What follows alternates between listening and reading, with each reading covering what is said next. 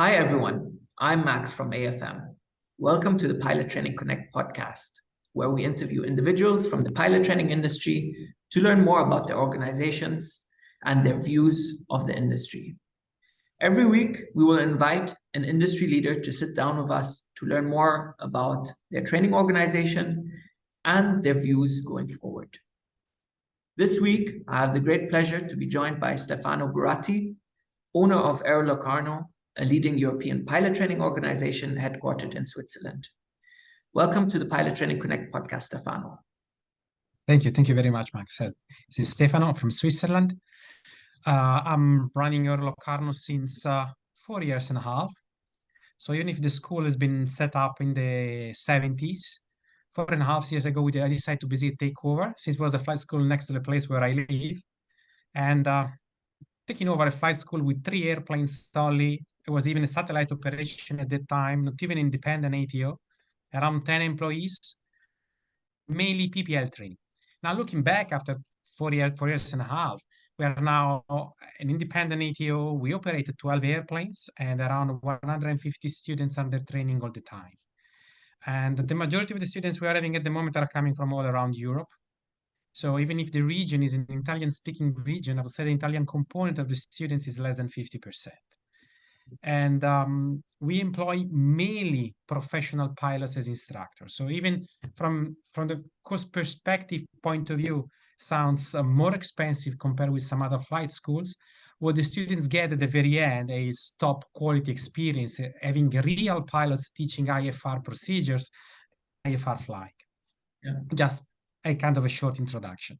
Okay, so just to give everyone kind of an overview, I know you've mentioned you've got is that correct, 12 training aircraft currently in your fleet? Yeah, at the moment 12, and the second sim has just been delivered yesterday by Alsim. So we have one MPS and one Alsim sim, and we're going to take over additional 8 airplanes in 2023. So we're going to go up to 20 airplanes into simulators. Okay, and I know that, so you have 20 training aircraft, and I know that you have 2 training locations, one being in Switzerland and one being in Italy, correct? That's correct. At some point, we realized that the capacity in Locarno was not enough to carry out the training for all these students. So we started looking around and getting in touch with few airports not far away from the southern part of Switzerland, willing to have a kind of a cooperation with us. We asked 5 airports if they would be interested in doing that, and 3 replied, and we negotiate very good fares and training rooms, facilities, and we decided basically to start our second operation in Cuneo, which is around 50, even less, 25 nautical miles south of Turin. So 1.5 hours by plane from our main headquarters in Switzerland, and very nice area, RMP approaches, ILS approaches, fantastic facilities, like an empty airport with 2,500 meters runway with only 2 commercial flights a day. So it was just fantastic for a flight school. Yeah. And if for anyone who is listening, if you had to kind of share what Aero Locarno's kind of unique selling point is within the industry, specifically in regards to maybe airlines, how would you define it? Well, since the very beginning, we train. So I've been working for 7-8 years as a flight operation manager and crew training manager for an AUC operator. And I could definitely see the introduction on evidence-based training and competence to the airline world. So my main question when I took over the flight school was, well, why can't I apply the same technique and the same philosophy already at the flight school level? So since the very first flight, we start teaching no-tech skills, competence, decision-making, situational awareness. So we try to mold the students in a way that as soon as the training is over, the first selection they're going to have is going to be the good one. Threat and error management. We know exactly what the airlines are looking at when they are hiring pilots, and that's how we train the students. I think so compared with yeah, go ahead. Compared with some other flight schools in the surroundings, I would say not that many are delivering the type of training we do exactly because of that. Just for instance, another example, every time we fly IFR, we fly real route sectors with a pilot flying, a pilot watching, an instructor with clear task sharing from A to B. And they fly 3 sectors a day and then back to the home base, like being a low-cost carrier with 1 hour and a half flight time, short turnaround, and fly again and again and again. So instead of constantly teaching with the old methods, we basically try to do a kind of line flying under supervision when teaching IFR. Yeah, I think this is also the feedback that I've received a lot from the industry, and when our team at AFM has researched, the different flight schools, Aero Locarno has really positioned itself to deliver the highest quality airline pilot training that it can through the experienced management team that it has, and it just. So for everyone who's listening, I know that you've also spent a lot of money to ensure that you have training equipment to take individuals right from the first ground school class all the way to MCC jet orientation training. So can you just share more kind of what equipment you have for those components and how you integrate it? Yes, somehow we're back to the previous statement. We're going to need to have pilots ready to be hired and nicely employed. Therefore, it's glass cockpit training since the very beginning. And the ATPL program we developed also contains electric airplane hours. So the students are going to have single engine piston hours on the glass cockpit, single engine electric time, let's say, advanced UPRT on extra 200s airplane, IFR training on Diamond 40 and 42s, and simulator training on top-notch MPS 737 and Alcim Diamond 42. So it's a kind of a constitute training from 0 to 100 with the best machines available on the market. So we try to combine, when it comes to SOPs, software and machine hardware, best with the best, in a way that we know that our capacity cannot be 1,000 students per year. We know that our capacity can be somehow limited. So why don't we pre-select candidates, smart candidates, candidates we know we can play with them, we can mold them like we like, following a steady and precise path till the very end. They will be most likely the first ones being hired by the airlines. And as a return, the airlines will know that students coming from Aero Locarno are actually almost the best ones they can find. And I know you've shared this with me just a bit earlier. What you're seeing now in terms of the placement or the hiring by your graduates is just phenomenal. Is that something you can also share in this interview? Yeah, absolutely. At the moment, we are, I would say, completing around 50 integrated ATPL per year. And with 2023, we're going to double to 100. But if I can tell you about the 50 we just completed, I mean, between 15 and 16 have been hired by Ryanair, a couple in Lauda, a couple in Wizz Air, and 20 are now with Transavia or Air Astana. So if I would have had more pilots available and ready on my desk, they would have had already the job, or at least a selection in place. Air Dolomiti is about to select the other 6 guys, and I was just having a chat with one of our students. He basically got 2 positive feedback out of selections in 1 week. So he's now in a position where he has to decide joining one airline or the other one, comparing the packages, which is something absolutely astonishing from my perspective, if you think about the cadet ab initio. And I think this is also what airlines hopefully are becoming more and more aware of, that competition for fresh CPL holders is drastically increasing, and I think going into 2023 we're going to see a lot more pilot pathway programs, cadetship programs, or the different terms. Actually, since this is the day, just a couple of hours ago we announced quite an interesting partnership with the Airline Pilot Club, and basically going to do a kind of a mentored ATPL on their behalf. So they will look at the possible placement conditions, and we will take care of the training from 0 up to the ATPL. But we believe so much in this kind of high quality training that we even committed in terms of time frame.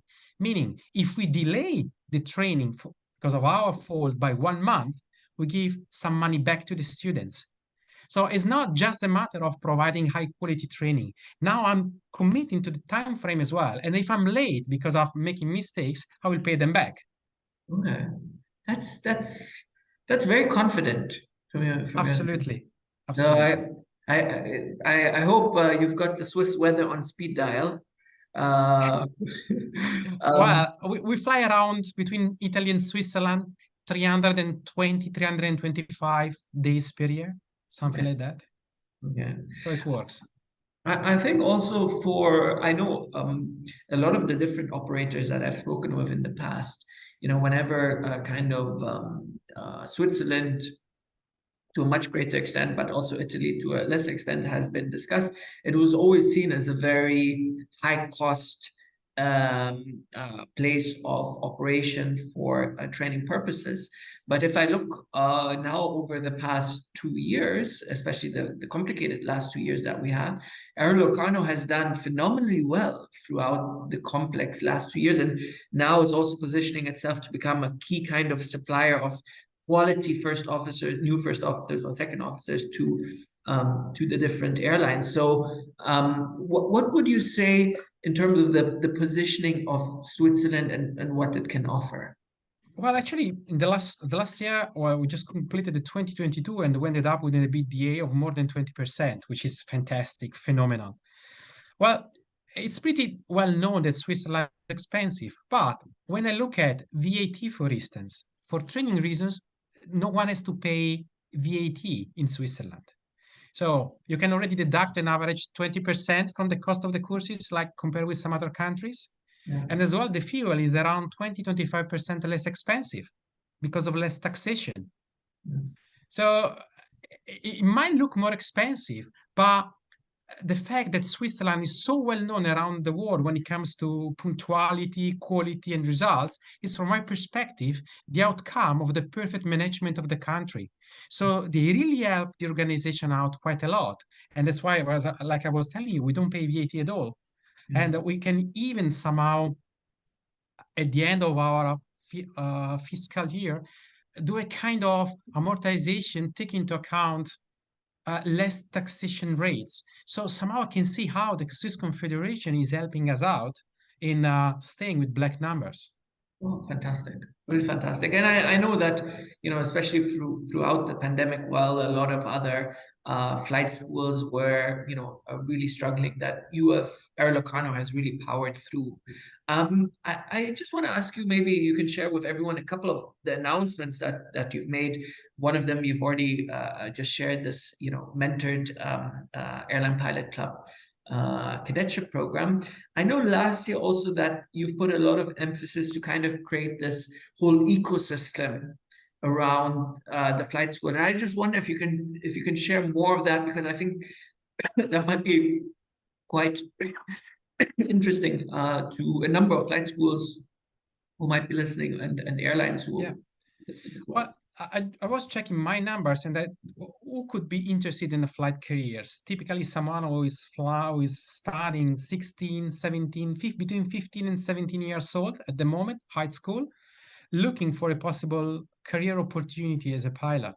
So the idea was to create a kind of a network involving high schools at the very beginning, Aero Locarno, and the type rating organization at the very end with possible job opportunities. In a way that when you explain to the students and their families the entire training path, is not just getting the TPL and period, but we can offer them an entire path from A to Z, including as well the partnership with the university. So they can somehow assemble the training the way they think is the best within the family. And I could see that because of that, we got an extra 20 students. We got a good relation with families as well, with students, with the flight school, with the high school in the surroundings, creating a kind of an established and constituted path. Okay. I know that a lot of flight schools were really trying to focus as much as possible just on their core activities, especially over the past kind of 2 years. Some partnered with universities to kind of bring that, let's call it second career path security to the pilot training profession. But from how, at least at AFM, we've been tracking Aero Locarno. I know that you've been extremely vocal around building this whole ecosystem around the flight school to really to really offer aspiring pilots, not just, as you said, not just a single, here you Exactly. go, get your license, but this whole system to, train the aviation leaders of tomorrow. Yeah, and it worked out quite nicely, especially when at some point they got the opportunity to finance the training as well for Swiss citizens and Italian citizens as well. So together with strong pre-selection, this kind of network developed and the possibility to finance the best students, we are back to the discussion we were having a few minutes ago. We are ending up training the best pilots or the ones that will be hired straight after the end of the training. So, I know Aero Locarno is positioned quite well, is doing quite well, is training more and more students. How do you see the pilot training and specifically flight training industry kind of developing this year? Well, I think small organizations like small clubs or small flight schools, they might struggle a little bit. I see more and more big players when it comes to standardization, quality of the product, ensuring the correct time frame when it comes to training, getting priority over the market. So if I look at 2023 and 2024 as well, this is somehow my perception. While setting up the second base, we see already that students used to attend training in some other local flight schools.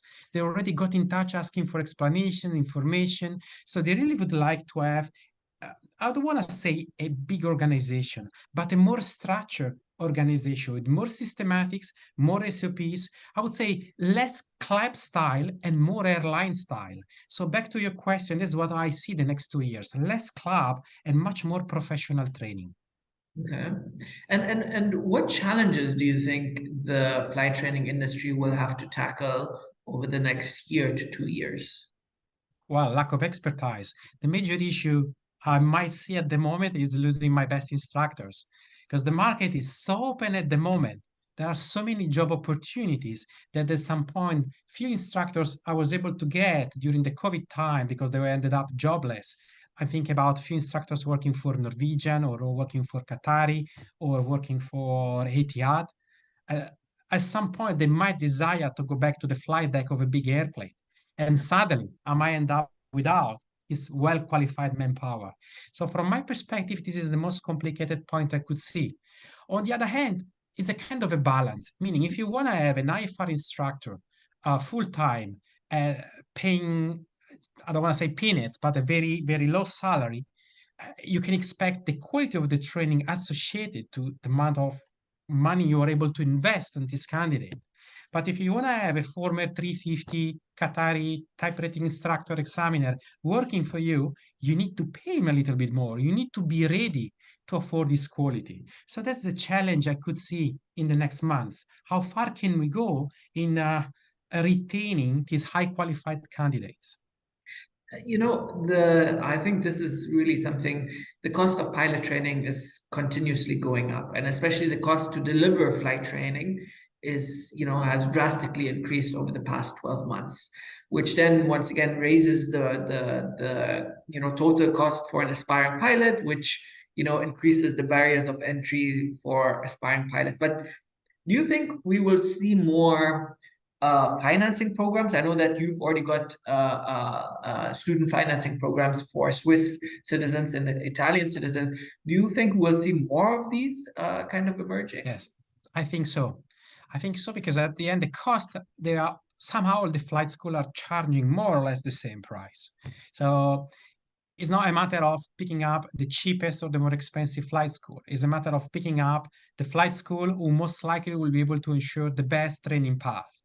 And whenever I think about bank institution or organization see good candidates together with good flight schools and possible job employment, they are more than happy to finance. The agreement we have at the moment with BNP Paribas, which is pretty famous European bank, is quite a good deal, very good interest, and the students they don't even have to pay anything back the first 2 years, so they can complete the training, get a job, and after 2 years, then they can start paying back the cost of the training. And is the bank just to ask this question, because this is, I think, one of the key areas where the industry is always having the discussion around the more financing options that there are, the more it kind of opens up this profession to aspiring pilots. But a lot of banking institutes or a lot of financial institutions are very careful in terms of venturing and providing the financing for this, because either it is an unknown product, so an unknown kind of loan or financing product for them, and they don't have any default rates, they don't have any placement rates, they don't have anything along those lines. But I'm quite curious. So, for example, your banking partners, they are quite happy with providing more financing solutions to more. Yeah.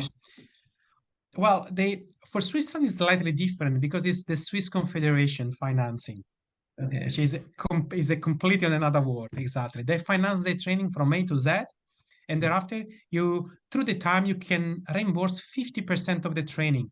The other 50% is paid by the Confederation if you get a job, which is amazing.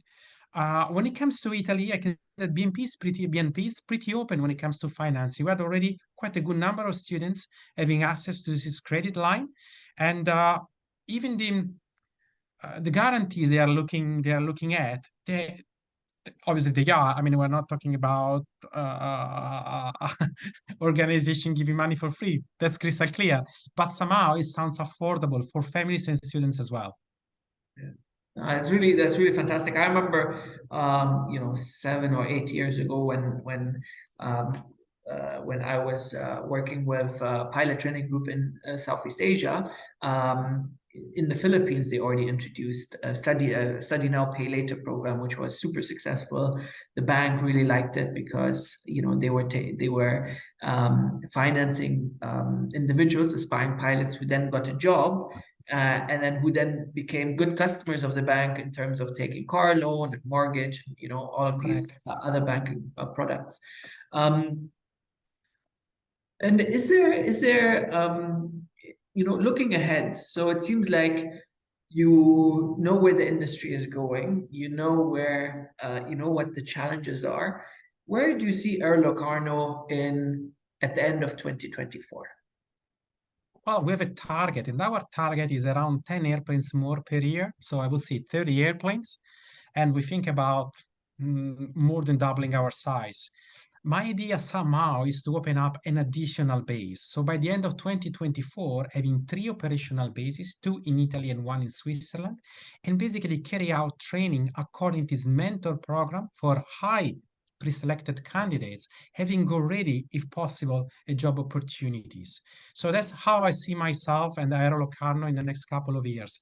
Top quality training, not thousands of students, but a limited amount of students, high quality, ready to go to the airline job, and feeding back the flight school with good opinions. That's really fantastic to hear.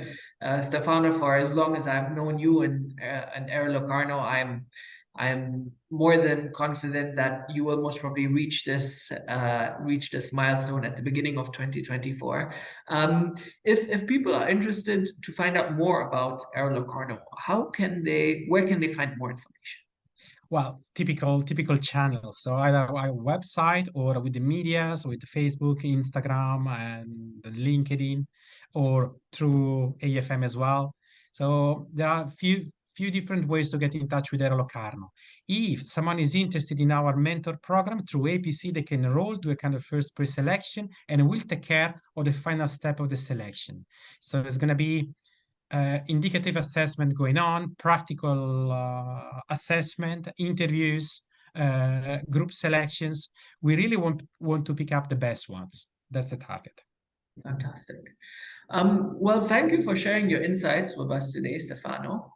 As Stefano has mentioned, if you want to learn more about the training organization, you can visit www.aerolocarno.ch. Or connect with Stefano on LinkedIn. I know, Stefano, you're very active on LinkedIn as well. And yeah, I wish you a prosperous 2023 and speak to you soon. Thank you. Thank you very much. Have a good day. Bye-bye. Bye.